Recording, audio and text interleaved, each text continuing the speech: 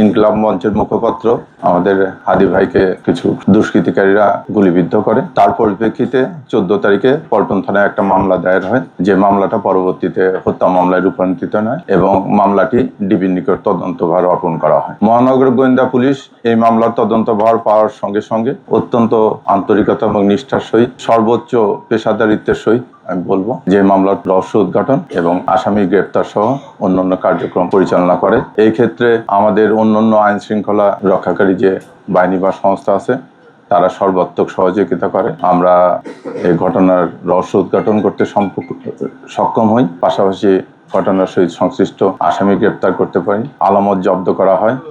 ঘটনা ব্যবহৃত আপনারা জানেন যে রিক্সা, হত্যাকারীরা ব্যবহৃত মোটরসাইকেল এবং যে আর্মস দিয়ে গুলি করা হয় সে আর্মসও উদ্ধার করা হয়। সেই মামলার তদন্তের ক্ষেত্রে এক্সপার্ট ওপিনিয়নের ক্ষেত্রে সিআইডি, তারপরে আসামি গ্রেপ্তারের ক্ষেত্রে র্যাব সহ অন্য যে আইন শৃঙ্খলা রক্ষাকারী বাহিনী আছে তারা সর্বাত্মক সহযোগিতা করে।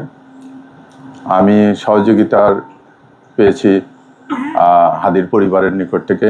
এরকম একটা ঘটনায় যদিও সমস্ত পরিবার তারা অত্যন্ত মর্মাহত ছিল, বিধ্বস্ত ছিল, তারপরেও তারা ন্যায় বিচার নিশ্চিতকল্পে আমাদেরকে সর্বাত্মক সহযোগিতা করেছে ইনকিলাব মঞ্চের অন্যান্য যারা নেতা আছেন বা কর্মী আছেন তারা। দেশের আপামর জনসাধারণ আমি বলবো যে এই ঘটনা নিয়ে অত্যন্ত ছিল।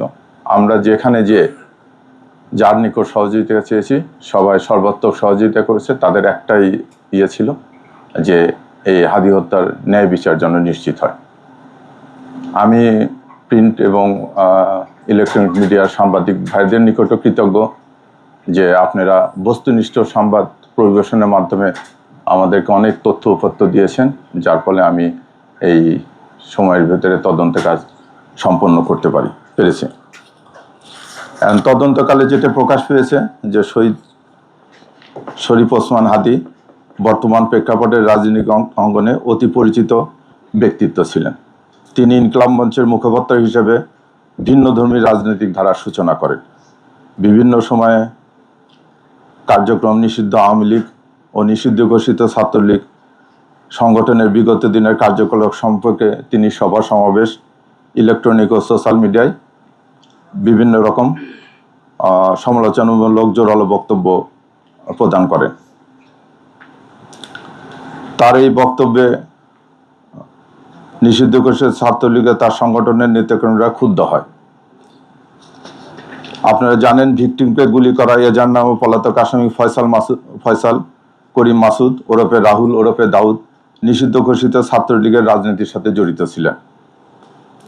শুটার ফয়সাল করিম মাসুদ ওরফে রাহুল ওরফে দাউদ এবং তার সহযোগী আলমগীর হোসেন দয়কে পলায়নের বিষয়ে সার্বিক সহায়তাকারী তদন্তে প্রাপ্ত আসামি তাজুল ইসলাম চৌধুরী বাপ্পি পল্লবী থানা যুবলীগের সভাপতি ও ঢাকা উত্তর সিটি কর্পোরেশনের 6 নং ওয়ার্ডের আওয়ামী লীগ মনোনীত নির্বাচিত কাউন্সিলর ছিলেন। কাজে আসামিদের রাজনৈতিক পরিচয়, ভিকটিমের পূর্ববর্তী বিভিন্ন রাজনৈতিক বক্তব্য থেকে তদন্তে প্রকাশ পায় যে রাজনৈতিক প্রতিহিংসার কারণে শরীফ ওসমান হাদি ওরফে ওসমান গনিকে গুলি করে হত্যা করা হয়। সার্বিক তদন্ত সাক্ষ্য প্রমাণে ধৃত আসামিদের স্বীকারোক্তিমূলক জবানবন্দি ফৌজদারি কার্যবিধির 164 ধারায় রেকর্ড করা হয়। বিভিন্ন স্থান থেকে প্রাপ্ত সিসিটিভি ফুটেজ পর্যালোচনা করা হয়। অস্ত্র গুলির ফরেনসিক পরীক্ষার মতামত, মোবাইল ডিভাইস ও অন্যান্য ইলেকট্রনিক ডিভাইসের ফরেনসিক পরীক্ষার রিপোর্ট অনুসারে আসামিদের সম্পৃক্ত তদন্তগুলো প্রমাণিত হয় এজার নামীয় পলাতক আসামি ফয়সাল করিম মাসুদ ওরফে রাহুল ওরফে দাউদ এবং তদন্তে প্রাপ্ত আলমগীর, তাজুল ইসলাম চৌধুরী বাপ্পি, ফিলিপস খান, মুক্তি মাহমুদ সহ মোট 17 জনের বিরুদ্ধে পেনাল কোডের 120-এর বি, 302, 201, 109 এবং 34 ধারায় অপরাধ প্রাথমিকভাবে প্রমাণিত হয়ে উল্লেখিত আসামিদের বিরুদ্ধে বর্ণিত ধারায় অভিযোগপত্র আজকে দাখিল করা হয়েছে।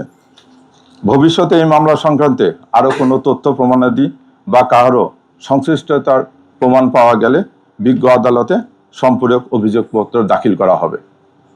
ধন্যবাদ সবাইকে।